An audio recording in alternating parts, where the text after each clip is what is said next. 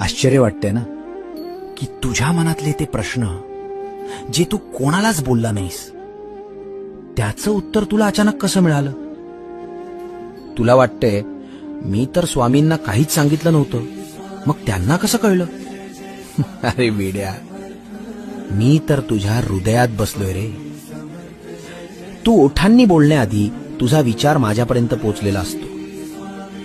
बाळा, लहान बाळाला भूक लागली की त्याला आई मला भूक लागलीये असं बोलता येत नाही, तरी आईला कळतं ना. मग मी तर तुझी माऊली आहे, मला कसं नाही कळणार. काळजी नको करू, मला सांगण्याची गरज नाही. फक्त डोळे बंद कर आणि मला आठव. तुझा न पाठवलेला मेसेज सुद्धा मी वाचलाय.